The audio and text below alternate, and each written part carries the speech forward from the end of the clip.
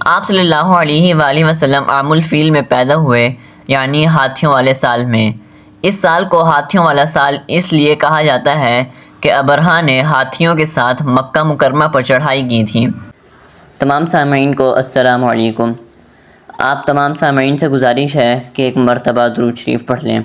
بسم اللہ الرحمن الرحیم۔ اللہم صلی علی محمد وعلی آل محمد کما صلیت علی ابراہیم وعلی آل ابراہیم انک حمید مجید۔ اللہم بارک علی محمد وعلی آل محمد کما بارکت علی ابراہیم وعلی آل ابراہیم انک حمید مجید۔ سیرت النبی کے پہلو سننے سے پہلے آپ تمام سامعین سے گزارش ہے کہ ہمارے چینل کو سبسکرائب اور بیل آئیکن پریس کر دیں تاکہ ہماری ہر آنے والی ویڈیو سے آپ باخبر رہ سکیں۔ آئیے سیرت النبی کی طرف چلتے ہیں۔ حضرت ابن عباس رضی اللہ تعالیٰ عنہ کہتے ہیں کہ حضور نبی کریم صلی اللہ علیہ وآلہ وسلم اس دنیا میں تشریف لائے تو آپ صلی اللہ علیہ وآلہ وسلم کی آنول نال کٹی ہوئی تھی۔ آنول نال کو دایا بچہ پیدا ہونے کے بعد کاٹتی ہے۔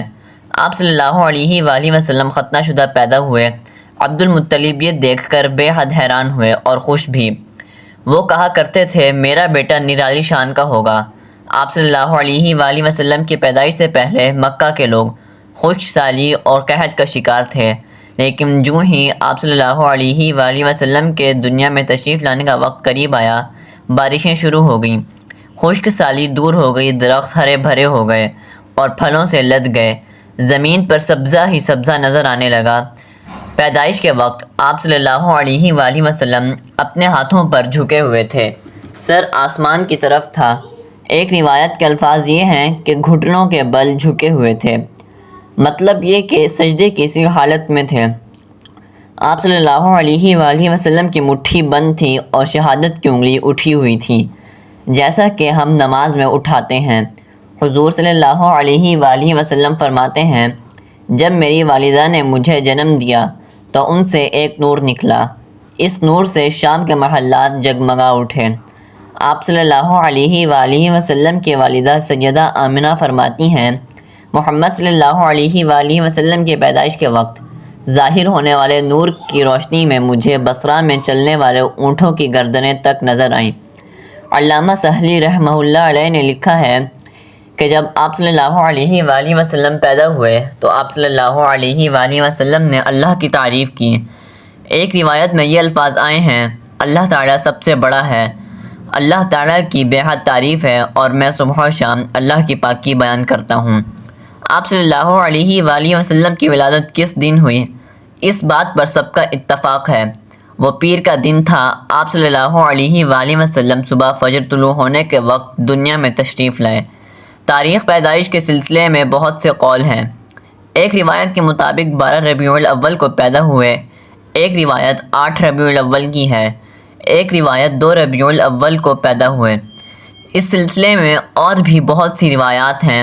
زیادہ تر مورخین کا خیال ہے کہ آپ صلی اللہ علیہ وآلہ وسلم 8 ربیع الاول کو پیدا ہوئے۔ تقویم کے طریقے کے حساب سے جب تاریخ نکالی گئی تو ماہ ربیع الاول نکلی، مطلب یہ کہ اس بارے میں بالکل صحیح بات کسی کو معلوم نہیں۔ اس پر سب کا اتفاق ہے کہ مہینہ ربیع الاول کا تھا اور دن پیر کا۔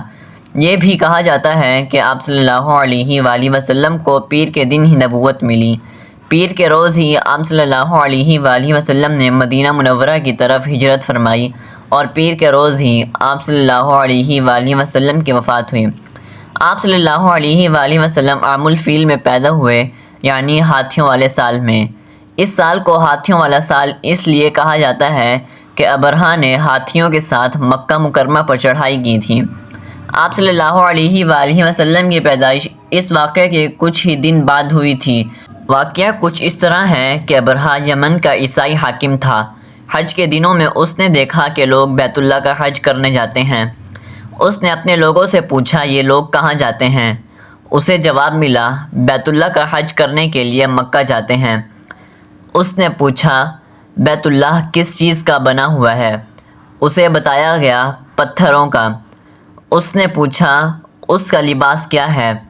بتایا گیا ہمارے ہاں سے جو دھاری دار کپڑا جاتا ہے اس سے اس کی پوشاک تیار ہوتی ہے۔ ابرہہ عیسائی حاکم تھا۔ ساری بات سن کر اس نے کہا، مسیح کی قسم، میں تم لوگوں کے لیے اس سے اچھا گھر تعمیر کروں گا۔ اس طرح اس نے سرخ، سفید، زرد اور سیاہ پتھروں سے ایک گھر بنوایا، سونے اور چاندی سے اس کو سجایا، اس میں کئی دروازے رکھوائے، اس میں سونے کے پترے جڑوائے، اس کے درمیان میں جواہر لگوائے۔ اس مکان میں بڑا سا یاقوت لگوایا، پردے لگوائے، وہاں خوشبوئیں سلگانے کا انتظام کیا۔ اس کی دیواروں پر اس قدر مشک ملا جاتا تھا کہ وہ سیاہ رنگ کی ہو گئیں، یہاں تک کہ جواہر بھی نظر آنے لگے۔ پھر لوگوں سے کہا، اب تمہیں بیت اللہ کا حج کرنے کے لیے مکہ جانے کی ضرورت نہیں رہی، میں نے یہیں تمہارے لیے بیت اللہ بنوا دیا ہے، لہٰذا اب تم اس کا طواف کرو۔ سیرت النبی کے بقیہ پہلو ہم آپ سے اگلی قسط میں بیان کریں گے۔ شکریہ۔